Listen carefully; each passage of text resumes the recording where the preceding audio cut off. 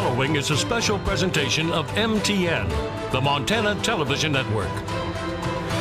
From Yellowstone Public Radio and MTN News, this is Montana Senate Debate. Now, here's your moderator, Jay Cohn. And welcome to tonight's U.S. Senate Debate here on the Montana Television Network. We thank you for joining us. You know, this upcoming midterm election is now just a little more than 3 weeks away, 24 days if you're counting at home. In fact, the absentee ballots were mailed out on Friday of this week, and in many cases, the early voting has already begun. Now, as this Senate race enters its home stretch, tonight we have the opportunity to see the candidates face off face-to-face in yet another debate, but the final televised debate prior to Election Day. Before we get started tonight, we want to pass on just one sad note. We want to pay tribute to a member of the MTN family who passed away this week. Longtime KXLF General Manager Ron Cass died Thursday at the age of 74. Our thoughts and prayers are with Ron's wife Nancy and his family. You know, Ron loved to talk politics and the issues of the day, and I know that he's watching down on us on this broadcast tonight. Ron Cass was a great man and will be greatly missed. And now on to tonight's debate. Let's meet the candidates. Democratic U.S. Senator Jon Tester is an organic farmer from Big Sandy in north central Montana. He has worked as a music teacher, ran a custom butcher shop, and served on the Big Sandy School Board. He served 2 terms as a state senator and finished his final term as president of the Montana Senate. Tester first ran for the U.S. Senate in 2006, defeating Republican Conrad Burns, and was re-elected in 2012. He and his wife Charla have 2 biological children and another who they consider to be part of their family. They have 5 grandchildren. Republican candidate Matt Rosendale from Glendive in eastern Montana currently serves as Montana's state auditor and insurance commissioner. Rosendale has worked as a real estate broker and developer and has lived in Montana for 16 years on a ranch that his family purchased along the Yellowstone River north of Glendive. He served 6 years in the legislature, including a session as Senate Majority Leader. He also ran unsuccessfully for the U.S. House in 2014. He and his wife Jean have 3 sons. Libertarian Rick Breckenridge is a land surveyor from Proctor near the west shore of Flathead Lake. Breckenridge grew up in southern Oregon and has lived in Montana for most of the last 35 years. He helped develop the state's cadastral mapping project, an electronic visual database of all listed property in the state. Breckenridge also is a veteran of the U.S. Army, serving as an infantry officer. He is assistant treasurer of the Montana Libertarian Party and first ran for office in 2016 for the U.S. House. He and his wife Tracy Ray have 2 sons. As we get ready to begin the questioning tonight, I just want to run down a few of the debate rules for our viewers. Now, the order of the questioners was decided earlier by random. The candidate who has asked the question gets 1 minute to respond. The other 2 candidates then have a 30-second rebuttal time, and the initial candidate gets a 30-second response to complete the question. And as moderator, we'll also perhaps have some follow-up questions which we will allow. Tonight's debate, we need to tell you, also broadcasting over the services of Yellowstone Public Radio, and this will also be available on all the MTN websites. Let's meet our panel of journalists to ask the question of the candidates. Tim McGonigal is anchor producer at KRTV Great Falls, KXLH Helena. Jackie Yamanaka, senior political correspondent with Yellowstone Public Radio. And Kevin Stanfield is news director and anchor at KBZK Bozeman, KXLF Butte. I'm Jay Cohn, your moderator, anchor, and reporter at KTVQ Billings. With that, our first question tonight goes to Mr. Breckenridge from Kevin Stanfield. Kevin.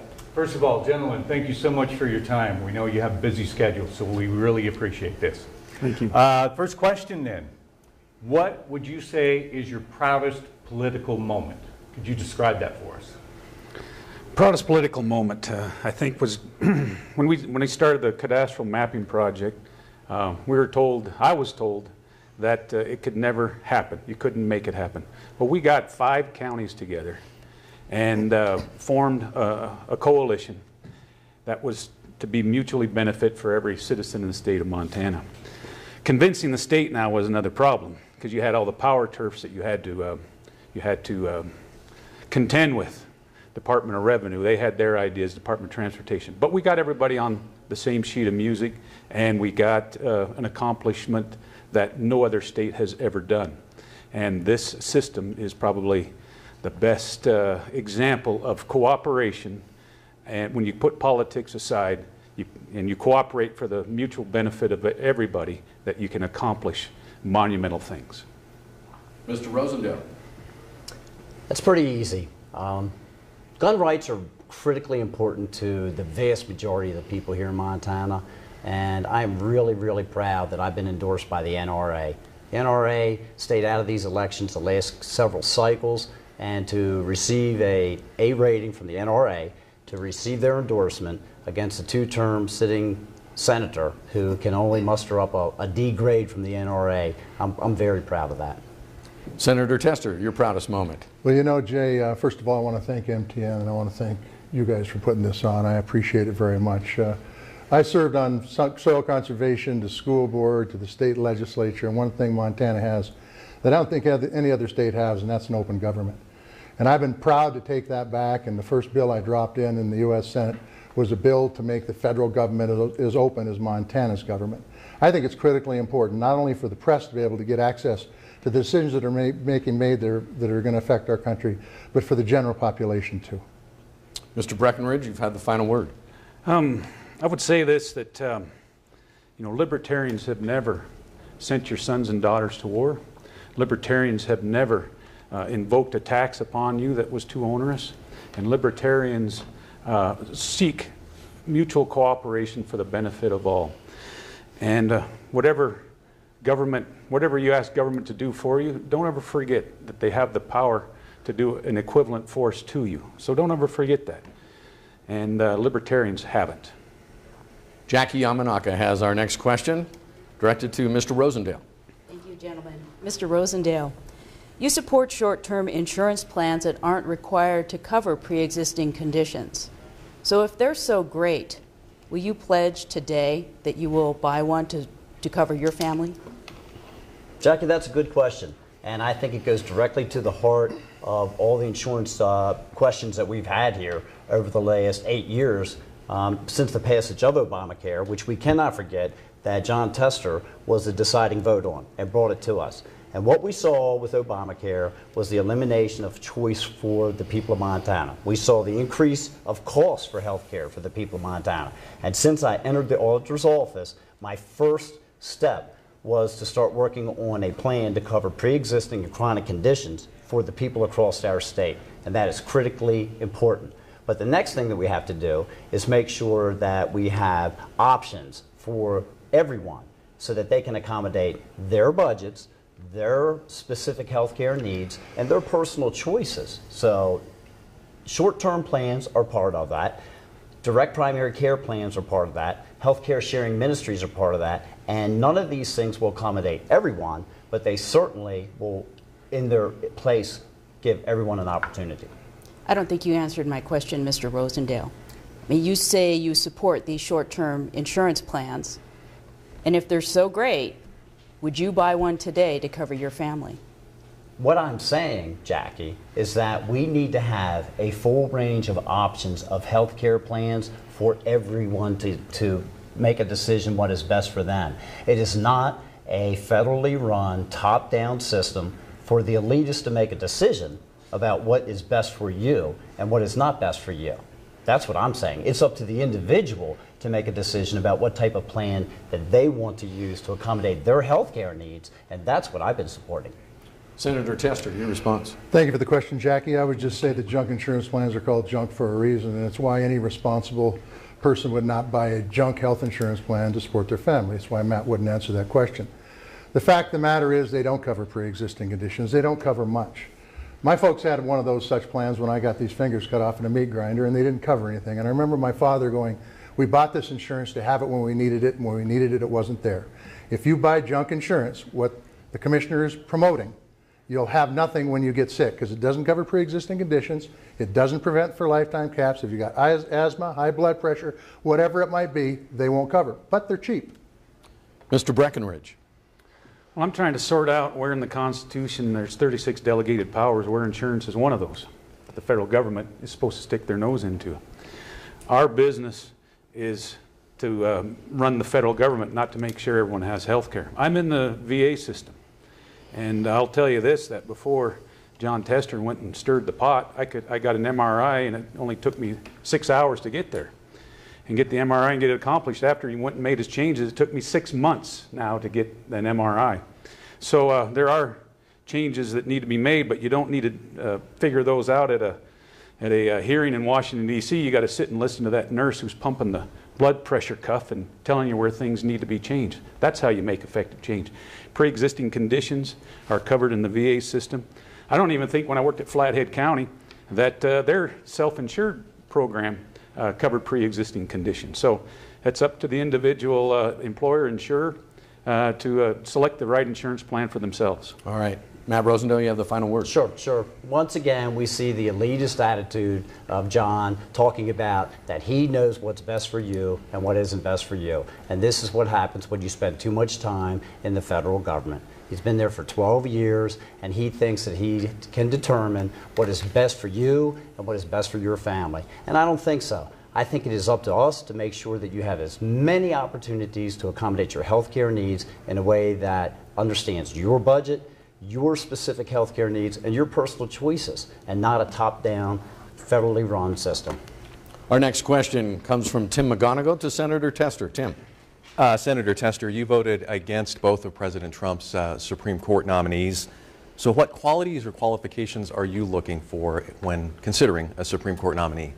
Well, I just want to say, first of all, with Judge Kavanaugh, this nomination was botched up from the beginning, to be honest with you. It was far too politicized. We should not be politicizing the Supreme Court.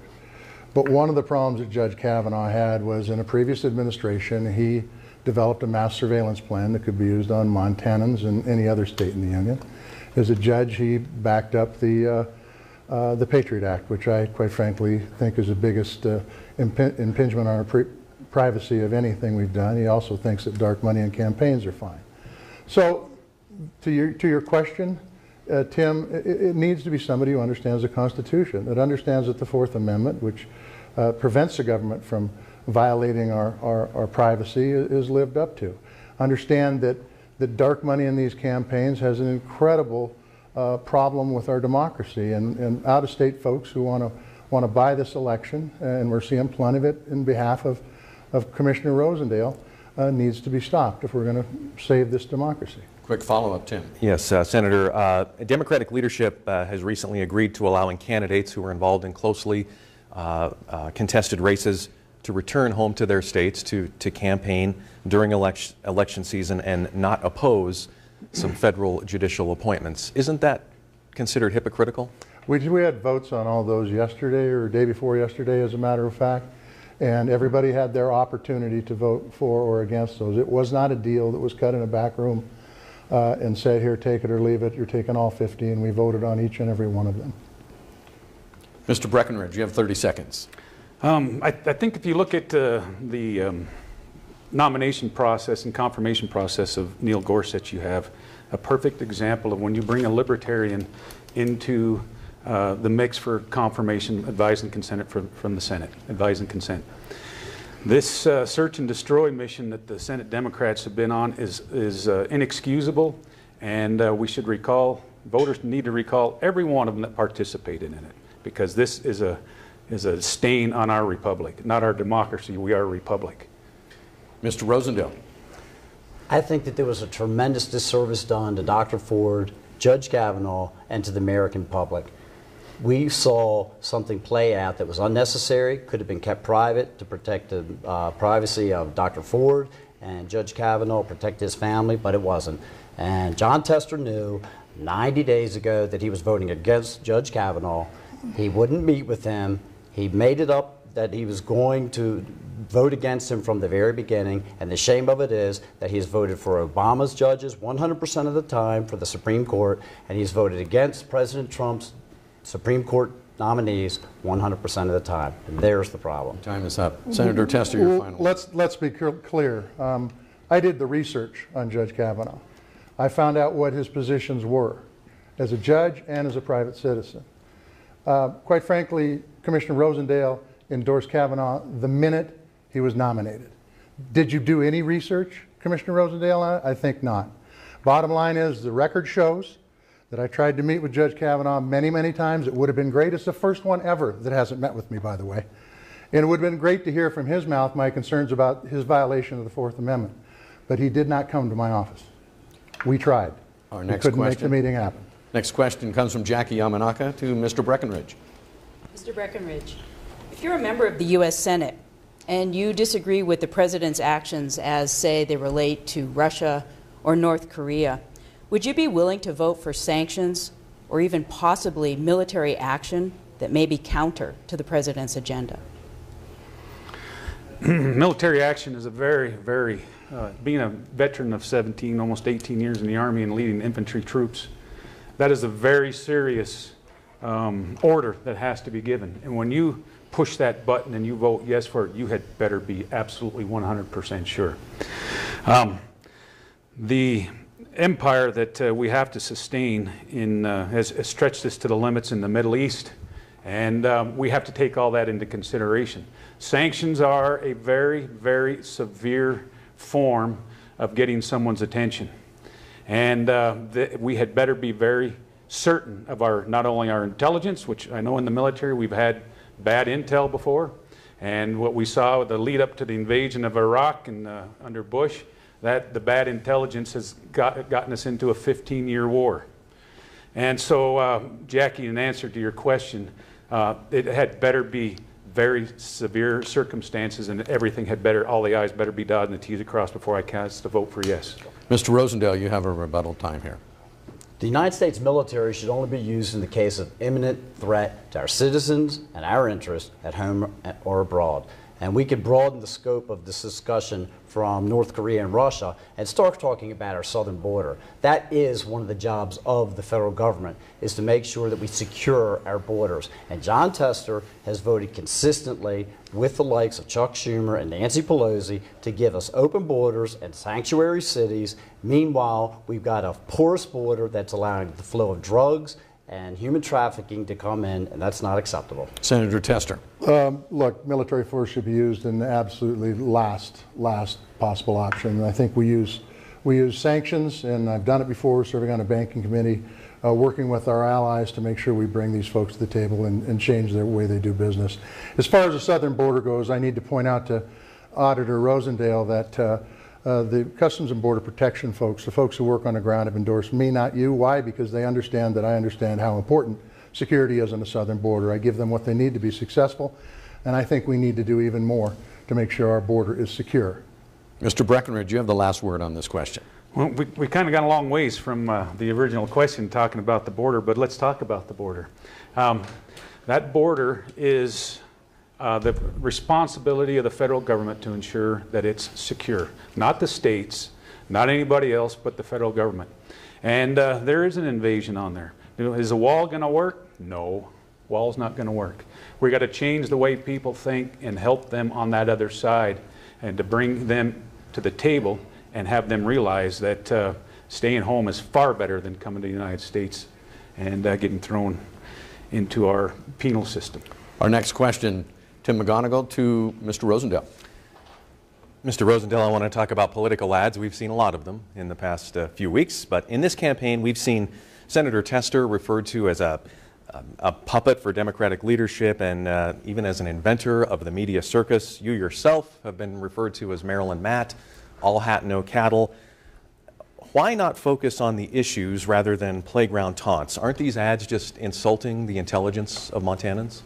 They are, and I really appreciate that question, Tim, because I'll tell you something. When I entered this campaign a year ago, folks asked me what it was going to be about, and I said, it's going to be about the truth, and let's keep it focused on the issues. I was sent to Helena to reduce spending, to reduce regulations, to protect your property rights and your gun rights and the sanctity of life, and I did all those things. I reduced spending in the auditor's office. The operating costs were reduced by 23% the very first year I was in there. I declined my pay raise. and was the only elected state official to do so. And those are the kinds of things that people in Montana want to hear that we are actually doing. And so when we ask about what this campaign is going to be about, it's going to be about the truth. The truth is, John brought us Obamacare. The truth is, John doesn't support the president when he brought us tax cuts. The truth is that John has supported sanctuary cities and open border policies with Chuck Schumer and Nancy Pelosi, and I'm going to help the president to expand our economy and secure our nation. Tim, quick follow-up. Yes, Mr. Rosendale, I want to talk about one of those particular ads aimed at you in particular. It criticizes you for backing what's called a substandard real estate development in Great Falls. What's your response to Boy, that? do I really appreciate you bringing that up. John Tester has raised so much money from lobbyists that he got caught taking a camera crew to Oklahoma to get somebody to profess some lies about a subdivision that I opened up in Great Falls. Who lived in your subdivision and sold out and went to Oklahoma? Let's let Mr. Rosendale finish. Speaking of Montana values, I didn't think that we interrupted each other. Went to Oklahoma and got caught getting someone to tell lies about a project, and then the people who actually live there called up and said, take that down, it's a bunch of false information and some more Washington Democrat smears. Now, Senator Tester, you can respond. Well, the facts are the facts, and it's another attempt in his property development of Matt Rosendale avoiding the truth and taking responsibility for it. The facts are clear. The public record speaks for itself. But let's talk about the issues. Matt Rosendale wants to sell you public lands.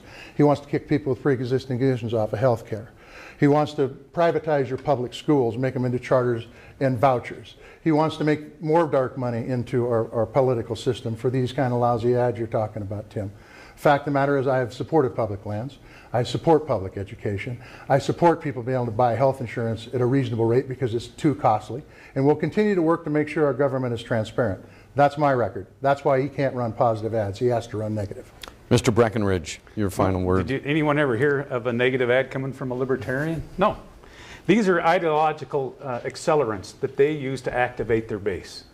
All right, and so the angrier they can get them, the more fired up that they think that their base is going to come out and turn out to vote. So these are just accelerants. They're throwing gas on the flames of things that are half-truths. I mean, Matt has no responsibility for a contractor putting in a foundation. All right, you do the I'm a surveyor. I've done hundreds of developments, and no one ever blamed me for a foundation. So I think, John, you went over the line on that one. Mr. Rosendale, you have the final word here for 30 seconds. Again, the facts do speak for themselves, and John may not like the truth, but the truth is always the truth. And he had to hire a camera crew to go to Oklahoma to find someone to lie about a subdivision that, talk about public lands. Within that community, I donated 11 acres to the city of Great Falls so that they would have some open space for the children to go out there and play. And then I put a playground out there for them as well. So I'm very proud of the projects that I've opened up. And the folks that are living there, the ones that are actually there, they're proud of it as well. And that's why they called John up and they asked him to take that commercial down. Our next question from Kevin Stanfield goes to Senator Tester. Senator Tester, let's talk about the Second Amendment to the Constitution, the right to keep and bear arms. I'm sure you're very familiar with it. Do you believe that Second Amendment right is absolute, without question? First of all, I just want to say one thing in regard to the last question, because the record needs to be set straight. Commissioner Rosendale had the soil surveys. He knew it had to be done to build those right. He never told the contractor to do it right. That's where the problem is. The Second Amendment, look, I'm a strong supporter of it. I protect my farm with it. I protect my family with the Second Amendment rights we have given. In fact, when Matt Rosendale was building houses in Maryland, I was butchering beef and pork. Literally made my living with a gun. It's critically important. I will tell you that I've done things to allow guns in parks, to allow guns on trains, to expand our Second Amendment rights. I feel strongly in it. And nobody's going to take our guns away under my watch. On the other side of the coin, if you are a criminal, you need to have a background check because you forfeited that right. If you are court adjudicated mentally ill, you have forfeited that right. And so or if you're a terrorist, you have forfeited that right. So I think we need to have good, honest background checks. But when we pass a gun from father to son or friend to friend, there shouldn't be background checks required. The liability is obvious there. Kevin, follow up? Yeah, certain cities do have the right to enact their own city ordinance requiring background checks at gun shows. So would you be in favor of that or not? Look, I think the Second Amendment rights apply both in rural areas and in urban areas, and I feel strongly about that. And it's one of the reasons that I was one of the lead supporters of the Heller document that would have taken guns away from folks in urban America. Look, guns are a tool. They're an instrument. They need to be used properly. In the hands of law-abiding citizens, I don't have any worries. Just to keep them out of the hands of criminals. Mr. Breckenridge, 30 seconds. Well, as the only person up here with a concealed carry permit, I think that the Second Amendment is very strong. I don't know about the cows you've shot out on your farm, but I know you have cut a few fat hogs in Washington, Senator Tester.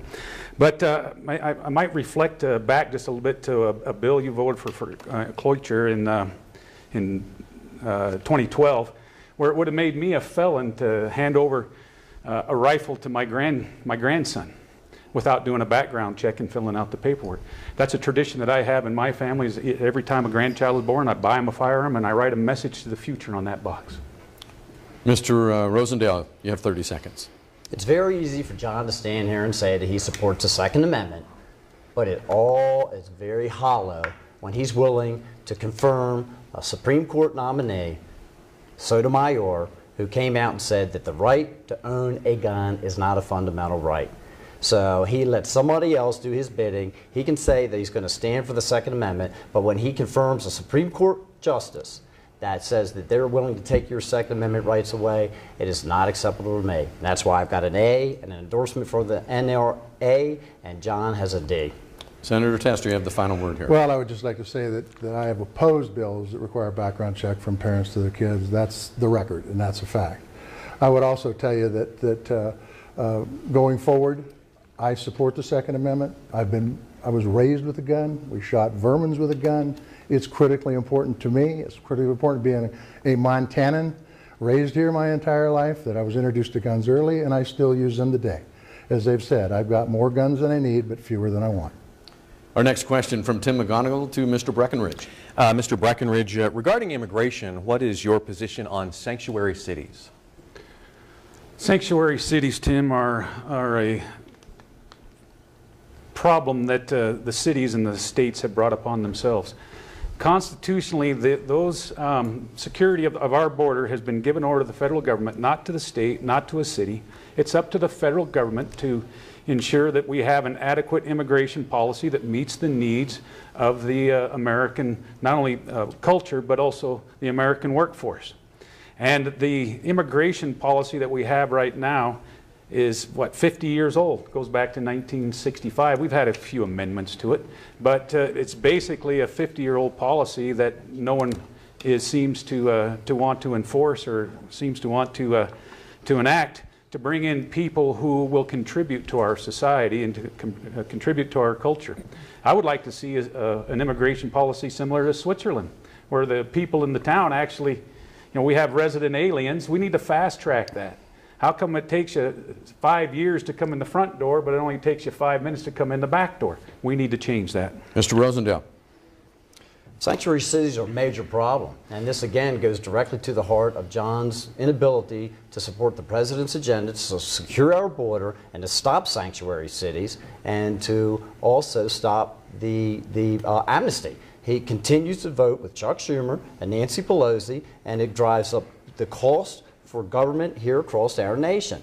When we start having this flow of illegal drugs and human trafficking taking place, and we have cities that are willing to open up their doors and allow these folks to have a safe haven, it's not acceptable. That's not the rule of law. Senator Tester, your response. Well, I've heard Commissioner Rosendale bring up Chuck Schumer a couple times now. My point to you, Commissioner, is if you love Chuck Schumer, you ought to move back to your home state, drive up the road a few miles, and run against him.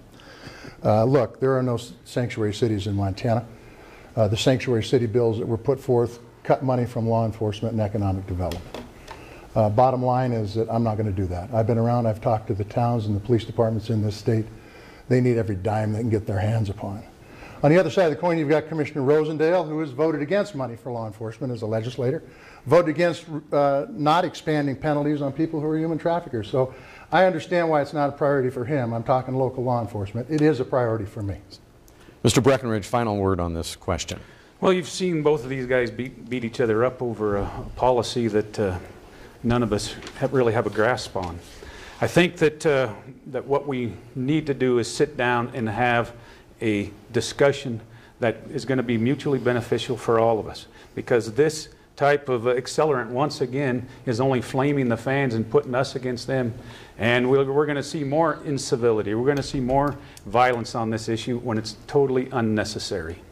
Kevin Stanfield, your next question goes to Mr. Rosendale. All right, Mr. Rosendale, let's talk about the wall on the southern border of this country. You've gone out of your way numerous times to say that you support the president in his policies. So, when it comes to the wall, there have been a lot of designs, none of which seem to work. And then how are we going to pay for the wall? Your thoughts on that? So I appreciate that question, Kevin. And what we have to do is understand that the contractors are the ones that are best suited to develop the system that should be put down there. And we've got several proposals, and I certainly believe that one of those can already be selected. And construction of the wall has begun. And when we start talking about cost, what's the cost to our nation with the illegal drugs that are coming through? We talk about the opioid crisis. We talk about the methamphetamine crisis. The fact of the matter is, the bulk of that is coming through our southern border. When we talk about human trafficking coming in, that's not just a financial and social issue and problem on our southern borders. That's a problem throughout the entire nation. And John refuses to recognize it. As far as addressing human trafficking, when I was in the legislature, I passed legislation that imposed the toughest penalties for children of human trafficking that were involved in human trafficking, 100-year penalties. So he's just, again, trying to distort the truth. Senator Tester, your rebuttal. Well, the record is in the state legislative history, and the fact is that Matt Rosendale voted against. He voted against increasing penalties for trafficking. That's a fact. As far as the wall goes, I'll tell you, one of the reasons the Customs and Border Protection folks have endorsed me is because they understand that I understand the needs in the wall on the southern border. We need to have a southern border that is rock solid secure, which means it would include three things. It would include a wall where appropriate. It would include technology, because we can do that for pennies on the dollar for what you cost to build a wall. And it would be manpower. In particular in the ports where drugs are coming across the line and in trucks and cars, we need more technology and we need more manpower, but we also need it on the border. Mr. Breckenridge, you have the final comment. Well, as a surveyor, you forgot one thing, John. Where are we going to put it? You're going to put it right on the border? You're going to survey that in? You know what happened down in Texas is that they had they cut off a golf course, and they made a zone that was just like the wall when I was in Germany. Between East Germany and West Germany, there's a 1K zone in there that was no man's land. And there's no economic, you cut off houses, you cut off family, you cut off people. John, where are you going to put it? Well, it has to be willing buyer, willing seller, and if it's not, then they got a big problem. I believe strongly in private property rights, Rick. Mr. Rosendale, you have the final word here. I thought so. Thank you, Jay. Once again, this is a perfect example where John has been serving for 12 years and just hasn't been able to help solve the problem. He supported Chuck Schumer and Nancy Pelosi and open borders and amnesty. And John, I'm just afraid that you've been too wrong for too long. We're more than halfway through our debate tonight. Let's turn it over now to Jackie Yamanaka. You have a question for Senator Tester. Yes, Senator. Are you a free trader? I think trade needs to be fair. And one of the problems we have right now with the tariffs situation is that we're paying the taxes both going out and coming in. I can tell you as a farmer that agriculture is usually the first to be hit. And we've seen it with the soy and sorghum. It'll be wheat next year. We've got to have trading partners. If we don't have those foreign markets that have taken generations to build, we're in big, big trouble. And I will tell you some other places, just about every walk of life. Insurance businesses have an impact because of the tariffs. Auto dealers are having potential impact. $6,000 on imported cars, $2,400 on domestically built cars. So we need to make sure that the tariff situation and what's going on with trade works not only for family farm agriculture but for business overall. And although I applaud the President's deal with Mexico and Canada, we don't have the particulars yet. And we've got to make sure that this is a deal that works for us. And that's why I support fair trade. Jackie, follow up. Yes. So you voted in the past against trade agreements. Yep. You have been a critic, Yep. as you said, of NAFTA. Yes. And you did mention the president's tariffs. So I guess I need clarification. Do you support President Donald Trump's position on trade and the tariffs? Look, China's a bad actor, and I support the president's position on China. They manipulate currency, they steal technology, but we can't do it alone. We've got to bring our allies in to do it. What's happened with these tariffs is we've alienated Mexico, Canada, the EU, the Pacific Rim, and that's not the direction we should go. We should build our relationships with those allies so we can continue to do business with those countries, because it's critically important for our economy while we hold China accountable and hold their feet to the fire and do things like we talked about earlier, putting sanctions on them, particularly monetary sanctions. Mr. Breckenridge, your rebuttal. Sanctions are a very poor use of our friendship and partnerships with people abroad. What sanctions do is they pick winners and losers. And so what's happened here is that some people in the steel industry have come and said, rah, rah, rah, let's get some sanctions on Chinese steel because we can't compete, because we got EPA laws, we got state, local, environmental rules that we can't comply with, which has made us uncompetitive, non-competitive. And so we got to change things locally here and not use tariffs as a whipping boy. Mr. Rosendale. I do appreciate this question, and I will tell you that President Trump had said for many years that we were in a very, very poor trading place, and it's been demonstrated because of the imbalance in our trade. And I am really pleased to see that after all of the naysayers, the president did bring Mexico to the table. He did bring Canada to the table. He stood there and said that if it was up to him, he would have zero tariffs and zero subsidies. But right now, he's working extremely hard and has brought those folks to the table, including the EU and China, so we can begin having some real trade agreements. Senator Tester? Yeah, well, one of the problems with tariffs and one of the problems with trade wars is that farmers always lose. And I will tell you that what we saw with Mexico was them signing the first trade agreement ever with Argentina. They're going to be doing business with Argentina until Argentina screws up. We have been generations getting these markets. You cannot fritter them away. If you do, it will have impacts, serious impacts on Montana's economy, because agriculture is our #1 industry.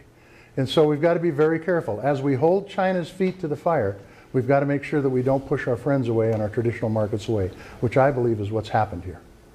Kevin Stanfield has our next question to Mr. Breckenridge. All right, let's talk about an issue that's hitting close for Montana hunters and environmentalists.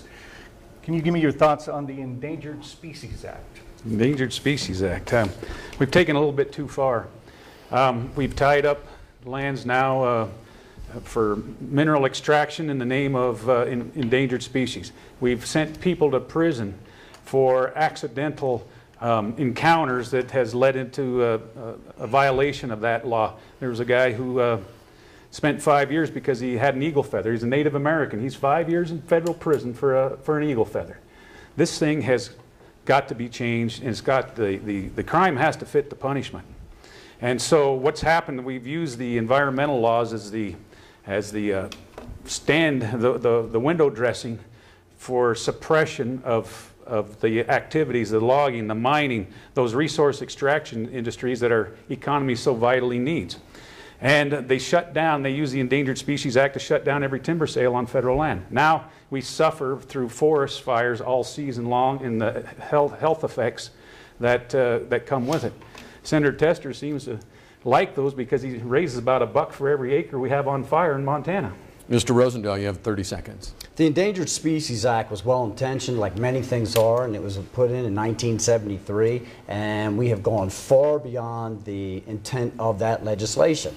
It was supposed to protect species that were either at threat to go extinct. And now we have broadened it to include all types of habitat, and Rick hit the nail on the head. Now we've got the logging industry that has suffered dramatically because of it, and I will tell you, it is dramatically damaging our agricultural industry as well, and we better watch out. We're going to turn off the water and stop every industry in our state. Senator Tester.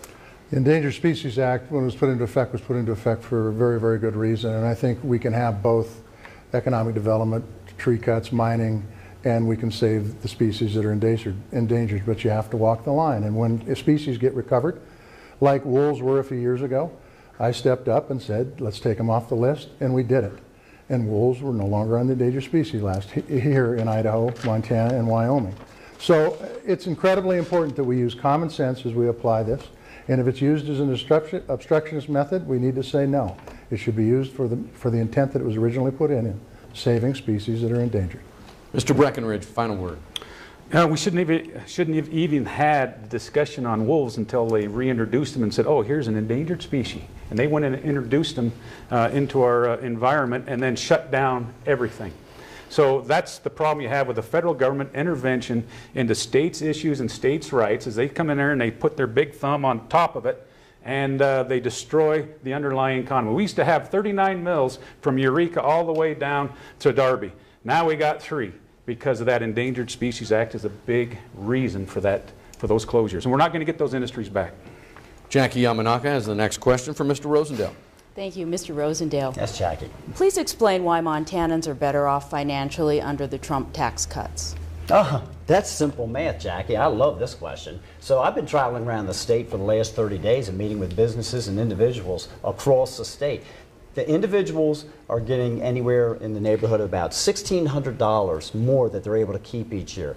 The businesses are expanding dramatically. I went to an electrical contractor in Missoula who acquired a new firm and is bringing 10 more full-time employees on. I went to Aqua Creek Products, which is a company in Missoula that manufactures special seating devices to allow folks that are handicapped to enter into a hot tub or a swimming pool, and he is going to invest $700,000 to $800,000 next year into his firm as a direct result of this tax cut legislation. And I visited an aviation firm in Billings that awarded $800 to $1,000 bonuses to every employee in their firm and has increased the compensation. That is the kind of success that President Trump has brought. Follow up, Jackie. But how do you explain to Montanans who are paying about $3 for a gallon of gas, even more for diesel?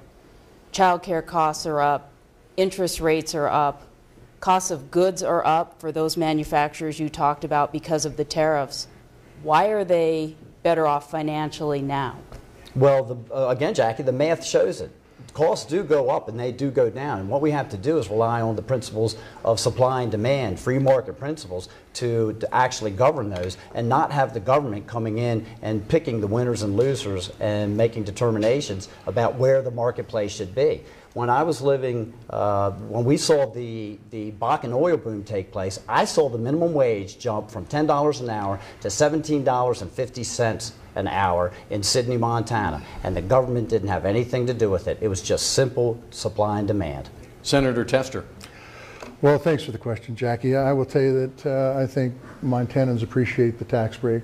Where I see the problem is that it added $2 trillion onto our nation's debt.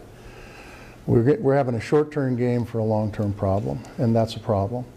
And I think that we could do better. I think if the bill would have went through the process of the committee, we could have got public input, and we could have made the bill a much better bill. We do need tax reform. This bill was not tax reform. And I will tell you, in that regard, I've supported a balanced budget and pushed for a balanced budget since I got there. We haven't been able to get it across the finish line. I voted against 3 out of 5 of Obama's last budgets because I thought they spent too much money. And I've turned $3.3 million back to the Treasury from my office. So we can do some things to cut the deficit down, but adding $2 trillion at the strike of a pen at our kids' expense is not the direction to go. Reminder, 30 seconds for those rebuttals. Sorry, Jay. Mr. Breckenridge. Yeah, what we've seen is a jump from the 8 years of the Obama administration of 2% GDP to 4.5. This is right at the heart and soul of every libertarian. You get rid of taxes. If we got rid of the personal income tax and brought government spending into its constitutional confines, we would have GDPs in the 8 and 9% every year. But we have only 36 delegated powers, but yet we got a Department of Education. What's the federal government doing in education? We got troops over in wars, 15 years wars. We cut those out, folks. We're going to have a great economy, and Montana's going to benefit. Mr. Rosendale, a final word on this question. Final word is that the debt increase is being caused by the tax cuts is a false narrative. The tax cut legislation is going to generate more revenue than it's ever been generated for the federal government. The problem is spending, and the debt increase is a direct result of that spending. John talks about cutting spending. He increased the national debt 11 times, the debt ceiling, 11 times. He's increased the national debt from $8 trillion to $21 trillion. At the same time, I reduced my operating costs by 23%. What we have to do is focus on reducing spending. Our next question from Tim McGonigal goes to Senator Tester. Thanks, Jay. Senator Tester, what percentage of your staff are women? And if reelected, what will you do to increase the number of women and minorities on your staff? Great question. Let me back up just a little bit here. By the way, the numbers I got for $2 trillion increase on the debt by the tax bill was by the conservative think tanks in Washington, D.C. that put those numbers out. It could be much higher than that. Look, I think it's about half, Jay, but I don't know. I mean, I hire people based on their ability, and I've got a lot of women on my staff.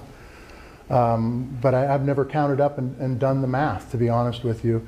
When I go out and hire folks, like my state director is a woman right now, a lady from Anaconda, it's about how she can do her job and how she works and how she moves forward. And I can tell you that I've got some of the hardest working women on my staff around, and I can't appreciate the benefits that they give to my office as far as policy work and constituent work. They're the best of the best. And I'd say the same thing for the guys, by the way. We've got a great office. We're very proud of the constituent work we do. We're very proud of those folks having their ear to the ground to hear about how important things like healthcare costs are, public lands, public education, the list goes on. Follow-up, Tim. And a follow-up question. What would you do if a member of your staff were accused of sexual harassment? I would hear them out, and if there was any merit to it, they'd be gone. Mr. Breckenridge, you have 30 seconds. I'm not quite sure how I can answer that, Tim, because I'm not in John's staff here. So, but if you are elected... oh, if I'm elected. Okay, if I'm elected. When I'm elected, I think is a better way to put it. All right, so, you know, I had 3 businesses where we had 18 employees.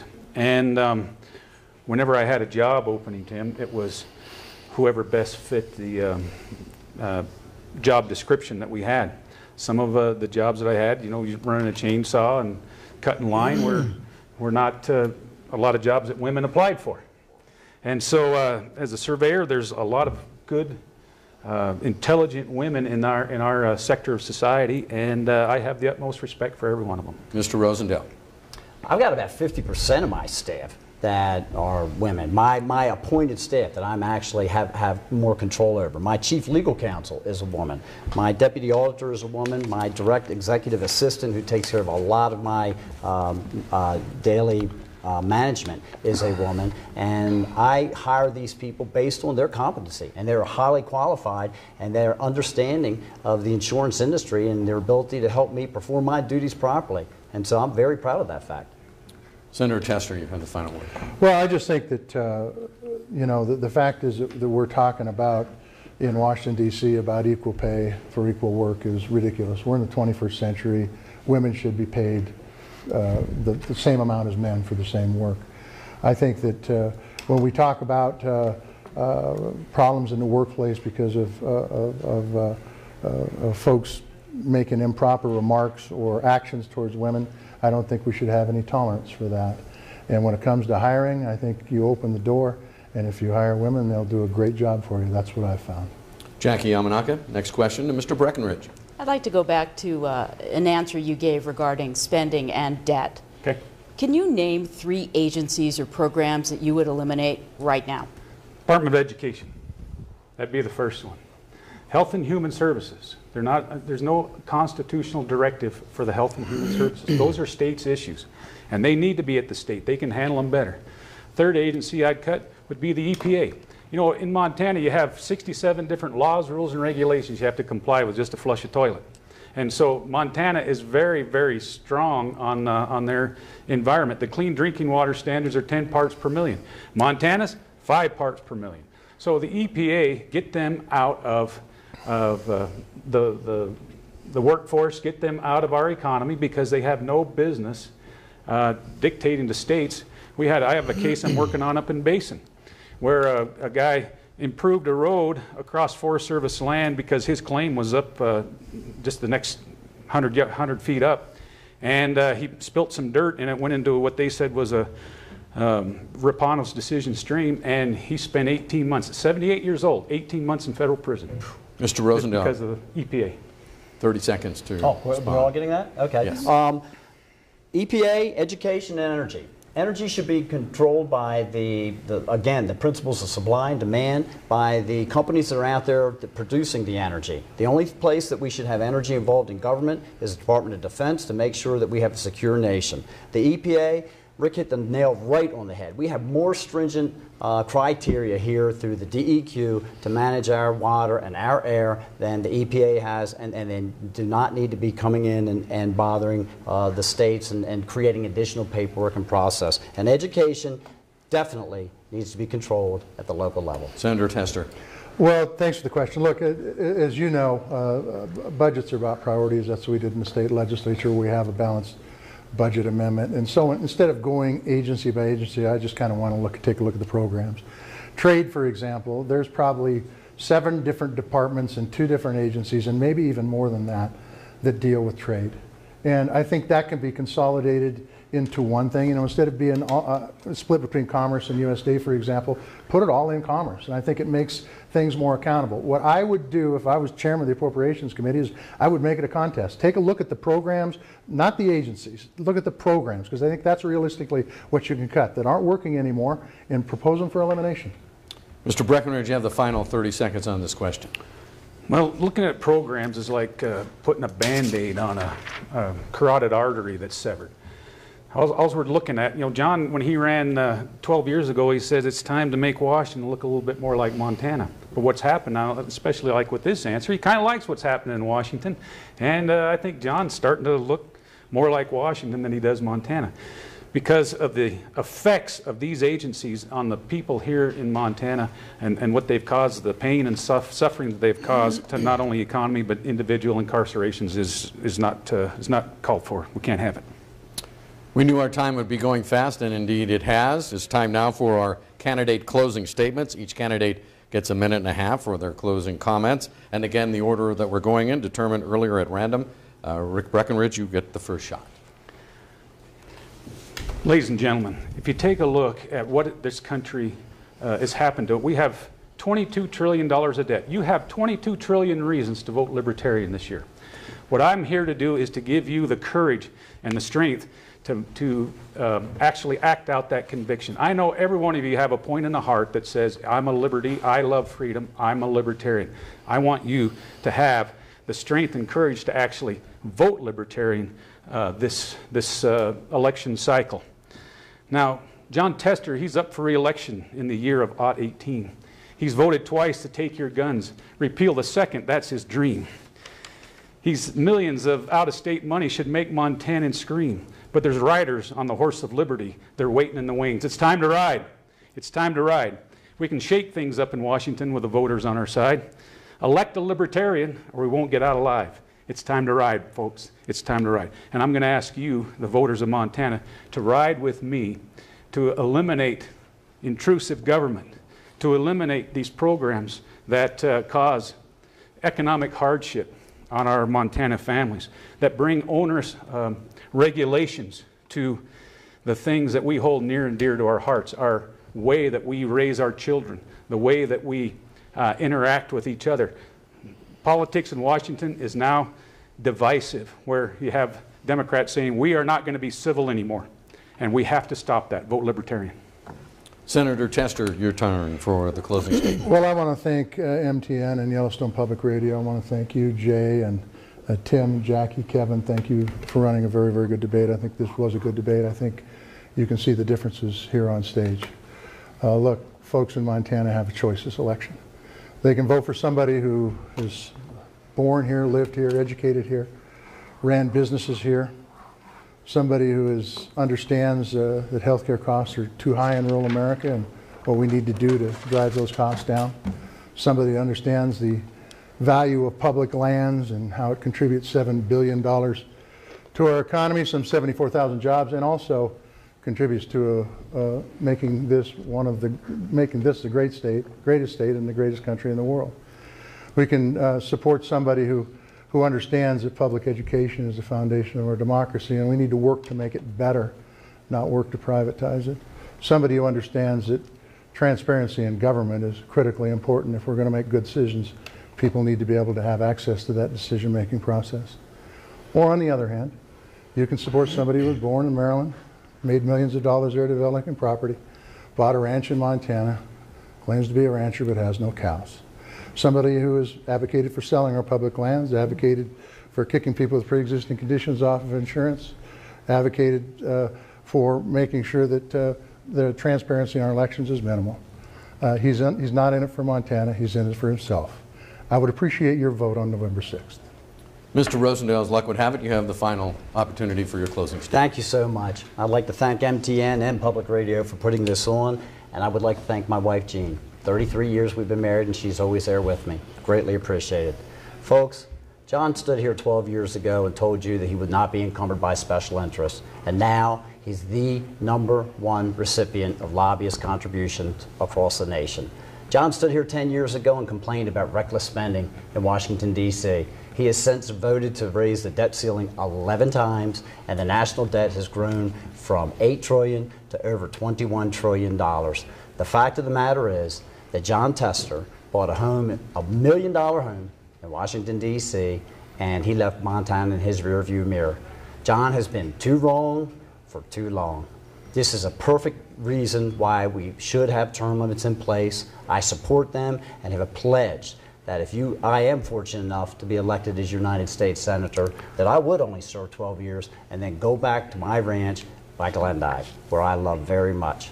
You know, we've got a lot of big problems here, and they're not going to be solved very easily. And we need someone who's willing to go up there and make those tough decisions. You elected me to reduce spending, to reduce regulations, to protect your property rights and your gun rights and the sanctity of life, and I showed you that I would do so. I serve the way that I campaign. So now I would humbly ask for your support in the upcoming election, and may God bless each and every one of you and these wonderful United States. And that concludes tonight's debate here on the Montana Television Network and Yellowstone Public Radio. Of course, the biggest reminder of all, Election Day coming up November 6th, and we would encourage everyone, please, to get out and exercise your right to vote. A thank you to all our 3 candidates. We knew the challenging schedule was going to be a hurdle, but we did persevere, and we thank you for all for being so flexible. Thank you so much. And a special thank you to the thousands of viewers on the Montana Television Network joining us here tonight to learn more about the candidates for the U.S. Senate. Thank you again for watching, and good night. Yeah. Thank you.